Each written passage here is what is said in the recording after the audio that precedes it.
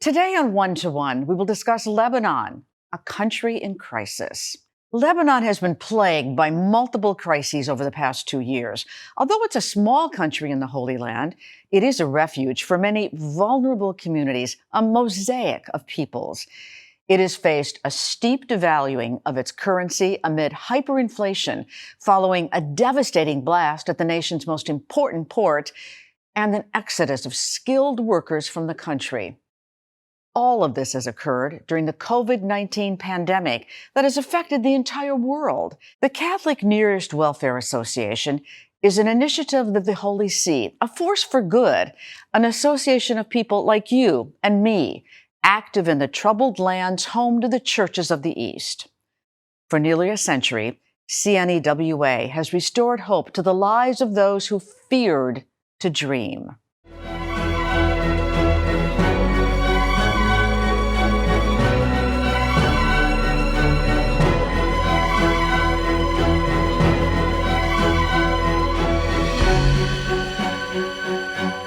Hello, everyone, and welcome to One to One. I'm your host, Jane Hanson. One to One brings to viewers the stories of the many people served by CNEWA, all of whom were created by the one God, live in one world, are members of the one human family, and are part of one church. Today, we're going to illustrate how CNEWA is helping to provide relief and humanitarian assistance to a country desperately in need. Joining me now from the Lebanese hospital, Geitaoui, are their co-directors, Sister Hadia Abi Chebli and Dr. Pierre Yared. Welcome to the show to both of you. Let's go back to that day, August 4th, 2020, on the blast day at the port, which was considered the worst non-nuclear explosion in the history of the globe. Dr. Yared, you have described it as a scene from a movie. Can you tell us about that? It was like a post-apocalyptic blast. And it was like movies, the day after, or Independence Day, or 2012. I am a fan of the movies. And when I see what I see at this day, I thought that it was the end of the world. The hospital was down. The hospital was fully destroyed, and I saw hundreds of wounded patients who came to the hospital with their relatives and their sons and their daughter, and all were injured by the blast. And we put on the white plane. The white plane is a SOS plane at the hospital. And all the doctors, all the nurses, and all the medical staff was here to treat these patients. And believe me, we at this moment we had 150 patients and 50 patients of COVID, and we have around 200 or 300 of our staff in the hospital, and nobody was injured or killed by the blast. And this is by a miracle that we have this, and we treat all these patients. So these wounded patients, we treat 350 wounded patients who came to the hospital, and we receive around 15 persons who were dead at the emergency room or immediately dead. And of course, this happened in 2020. Some of the hospital has been rebuilt since the explosion, but obviously you're still struggling. So 2020, COVID-19 pandemic, how has that added to the challenges you guys were already facing? It was an atmosphere of catastrophe. And the COVID was a big problem to us, because it costs too much to treat patients with COVID problems or complications. We at this day we had 24 patients in the respirators, and Sister Hadia, by a miracle, they asked the engineer of the building to not put off the electricity. Otherwise, all the patients were died at this moment, because the UPS didn't function anymore, and the power supply was only by generators. And Sister Hadia asked him to continue the generators to run, and she saved all the patients that were in the respirators that day. Yes, Sister, please, can you tell us? Good morning, Madam Jane. Thank you for inviting us, first of all, to this stand to be live with you on the TV. During a few minutes after the blast, so I found doctors in charge to call all doctors to come back because I see all these injury people coming, running to our hospital, to the emergency department. And I asked nursing director to call all nurses to come back. And while calling the administrative officer to come back also, I saw that the electricity were cut off. So I asked them why we have facing a problem with our generator. They told me no, but the engineer cut it off because we risk to have fire or major problem. Because we have water everywhere and all our infrastructure were devastated. So I called the engineer and I told him, why you put it off the electricity? He told me we will have fire if not.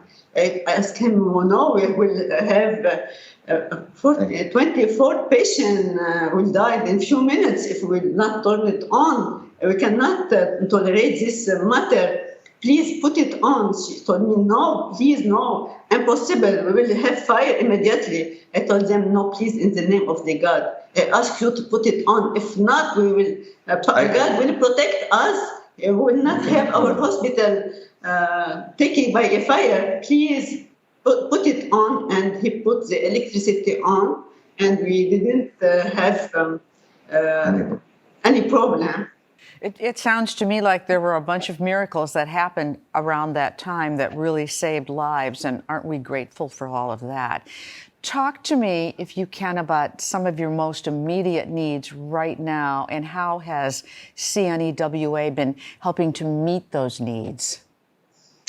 CNWE was with us at the day after the blast.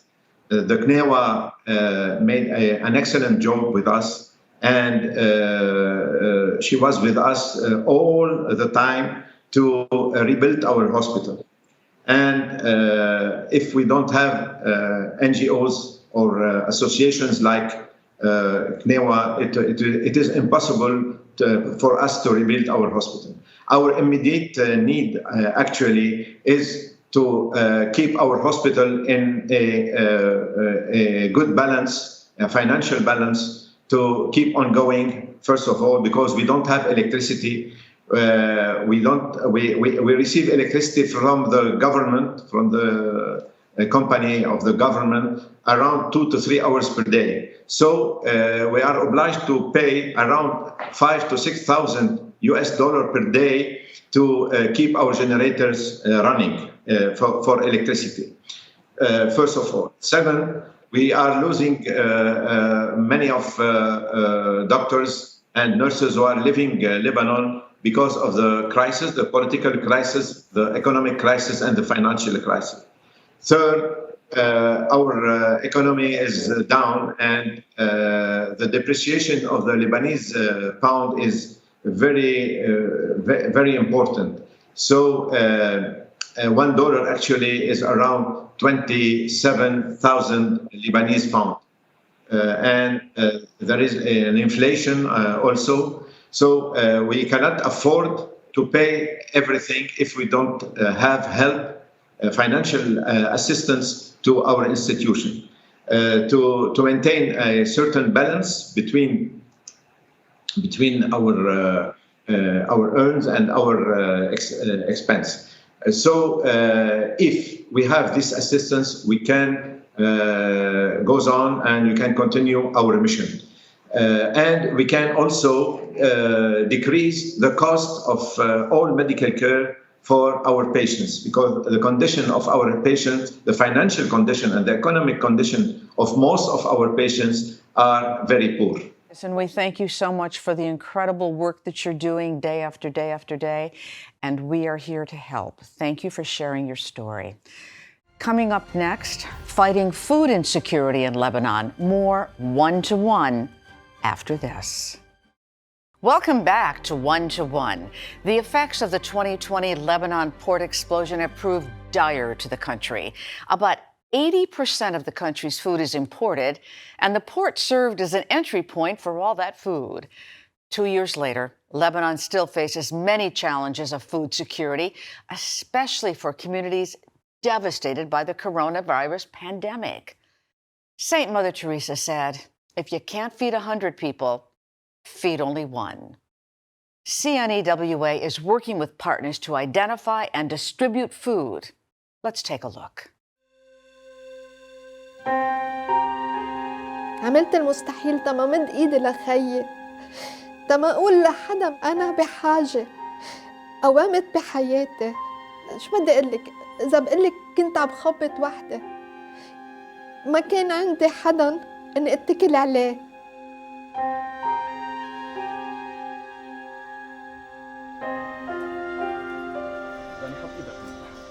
بلبنان بهذا الزمن صارت الحالة كتير صعبة. نسبة الفقراء صارت كتير عالية. الأمور البديهية الأساسية اللي الناس هي بحاجة لها لتكمل حياتها اليومية، من ربطة الخبز للملح للزعتر لشوية حبوب لياكلون، هن ما بقى قادرين يأمنون.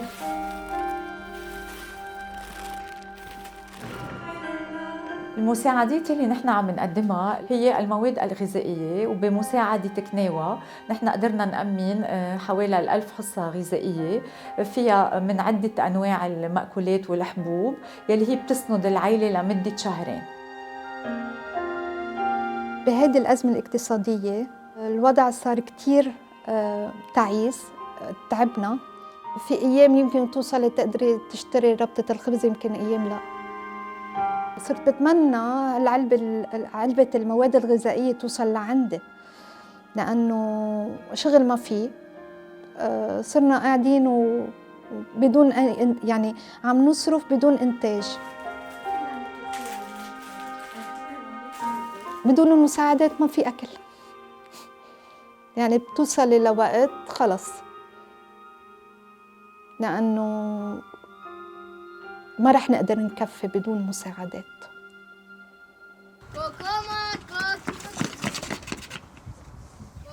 وضع العائلة يعني جوزي اشتغل أكلنا، ما اشتغل ما أكلنا. يعني شو بدي أقول لك، إنه وصلت ساعات جيب الخبز مثلا قسم لأولادي، في أنت بدك تاكل هيك بدك تاكل هيك. مثلا ساعات بدي أقوم أطبخ ما عندي شيء أطبخه، بلف لفات لأولادي بياكلوا. أكتر ما بقول ساعات مثلا بدي أروح على الدكان مثلا يشتروا كيس شيب، ما معي مصاري أعطيهم. الحصة الغذائية اللي عم بوزعوا لنا إياها يعني عن جد كثير عم بتفيدنا، إنه يعني بهالمساعدة عم بلاقي شيء أطبخه لأولادي بهالشهر. أنا لو يعطونا إياها كل شهر عن جد بتسند شوي، يعني قد ما كان. بتوظيفي فيك تدبري حالك من الزيت، من السكر، من العدس، من البرغل، من كثير شغلات. فيك مثلا كل يوم تعملي شغله لأولادك ياكلوها. في حال وقفت هاي المساعدة بجوز الأولاد يناموا جوعانين. إيه يناموا جوعانين. بقولون يا ريت إنه يضلوا هيك نشوف وضع هالعالم يساعدوا، لأن عن جد العالم كتير بحاجة. ويكتر خير إنه عم بيعطونا المساعدة بدون ما يعرفونا نحن، إنه ولا بيعرفوا وضعنا وبيعرفوا هيك. يعطيهم العافية عن جد.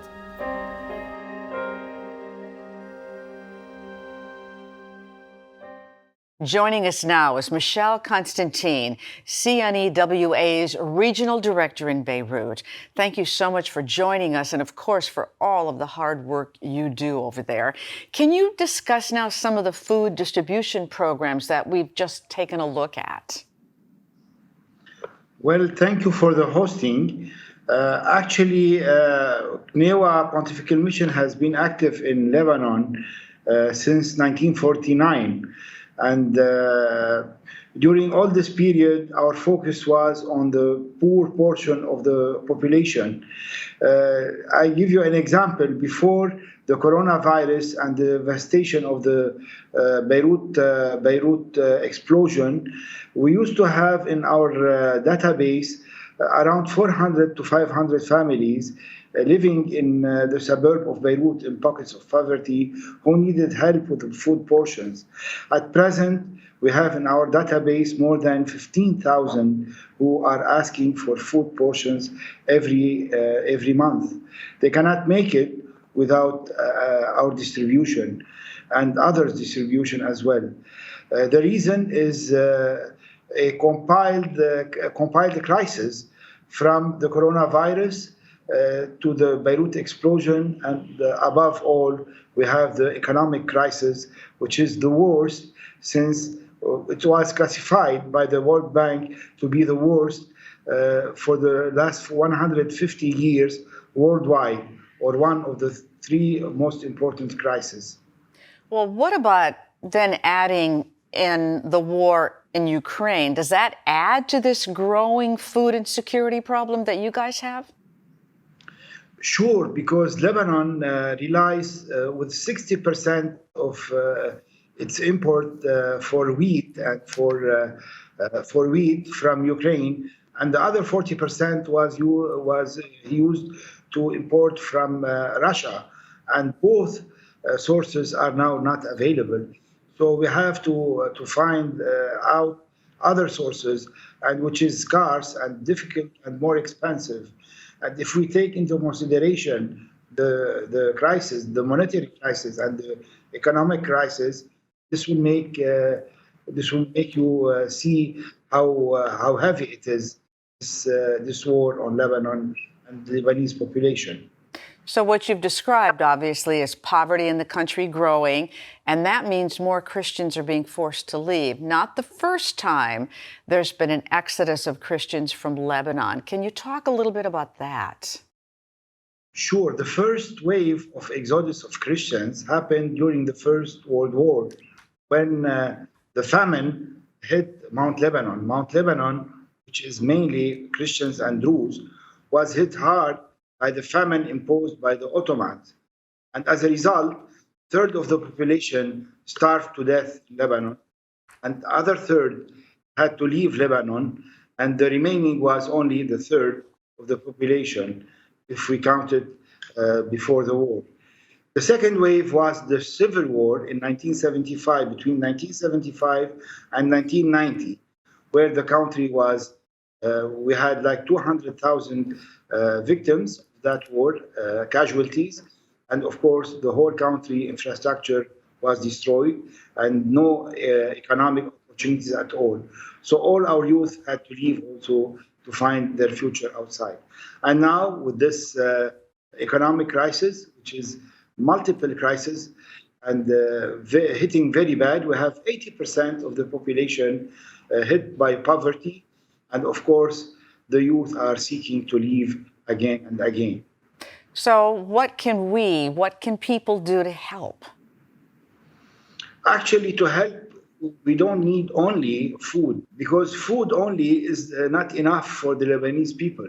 We have our education system, which is our backbone in Lebanon, because all our youth are educated, and this is why they can find good opportunities outside Lebanon. So if we don't maintain our educational system, our health system, our medical system, which is largely run by the Catholic Church, I give you an example. Almost 50% of students of Lebanon are enrolled in church institutions, in church schools. Almost 80% of patients in Lebanon, they go to church hospitals. The public sector is very weak, is very corrupt, and is very inefficient. So we need two parallel lines, one line to help people to have food on their table every day and with food portions, and on the other hand, maintain the church institutions, schools, universities, and hospitals. Thank you so very much for joining us today, Michel, and please stay safe, and we'll talk to you again soon. Now, back here, we're going to take a quick break. More one-to-one after these messages. When I grow up, I want to be a dentist. بس أكبر بدي أكون ضابط بجيش لبناني. When I grow up, I want to be a doctor. بس أكبر بدي أصير رائد فضاء.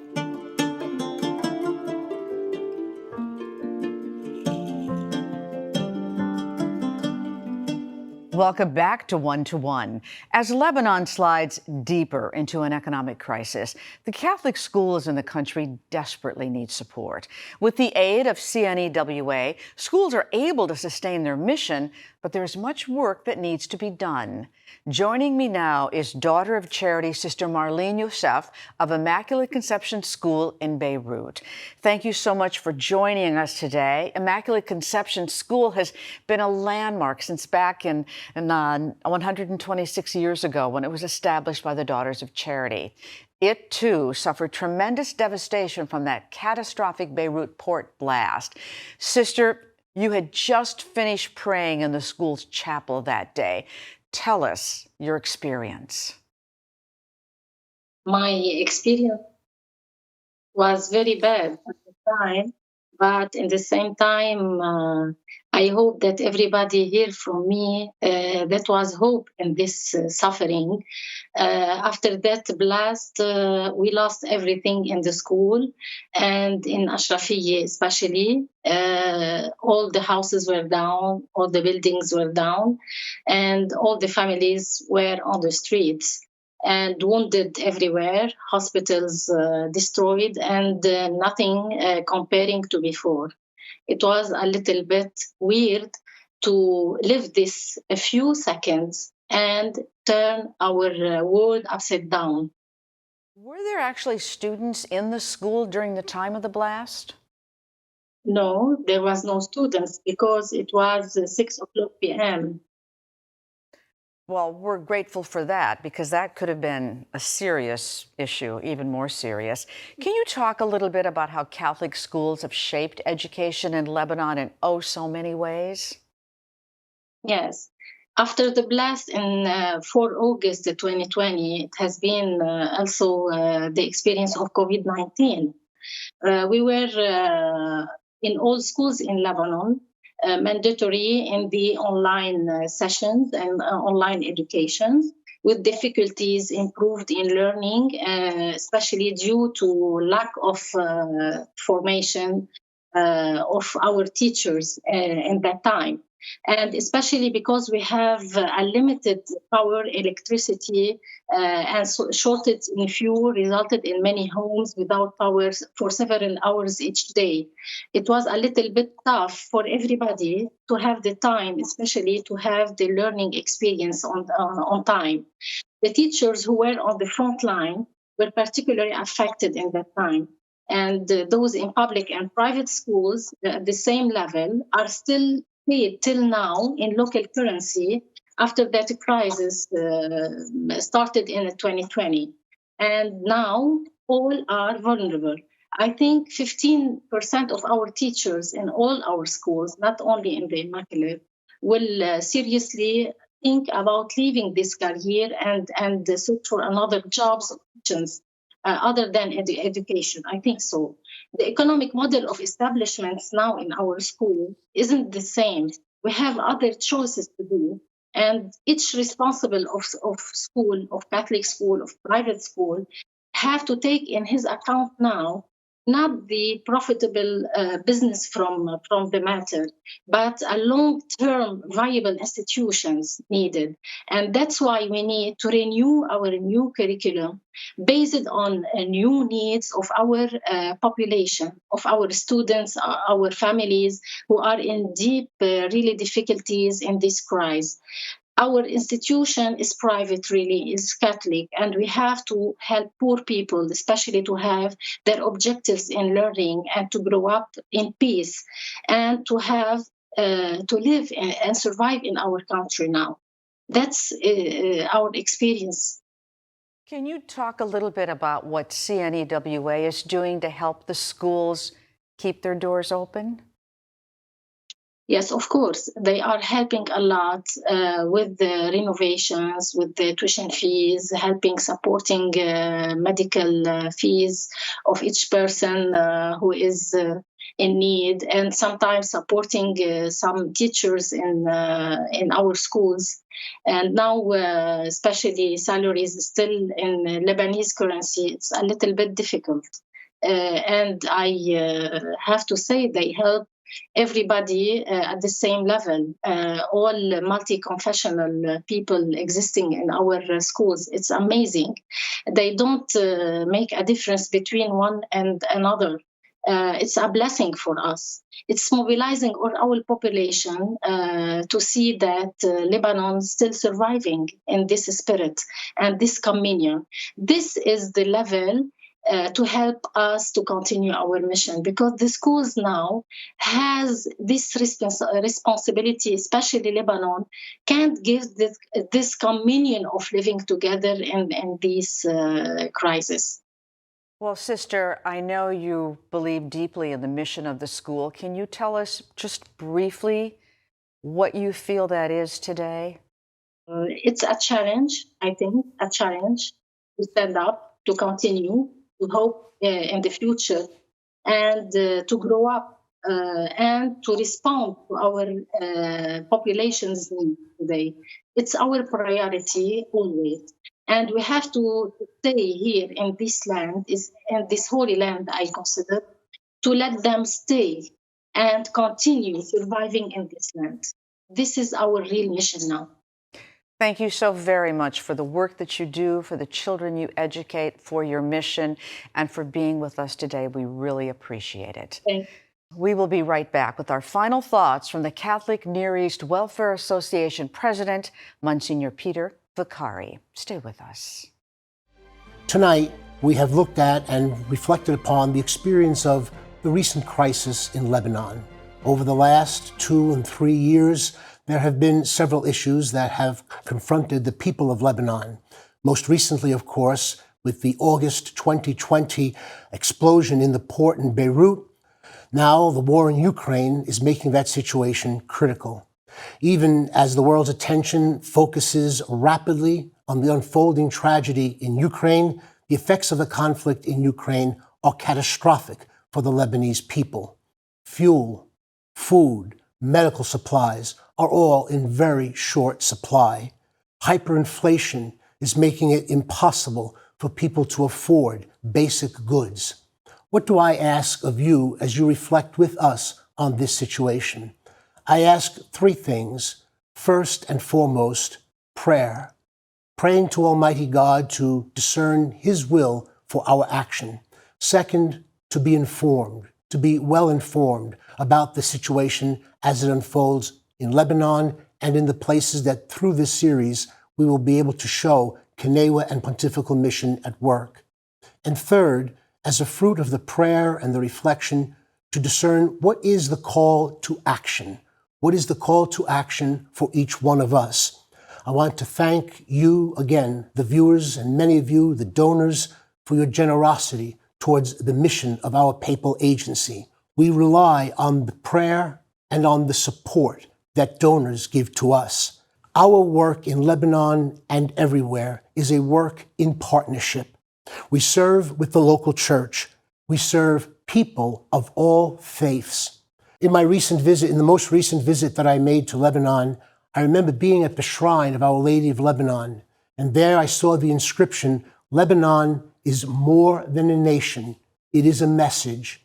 And this has been articulated by the popes of recent times and is something that has been completely embraced by all of us at our pontifical agency of CNEWA and Pontifical Mission. So I thank you for the consideration and the prayerful reflection that you will give for ways that you might explore that you can assist the work and the mission of CNEWA in Lebanon. For more information, I would invite you, our viewers, to visit CNEWA.org and enjoy our award-winning magazine, One.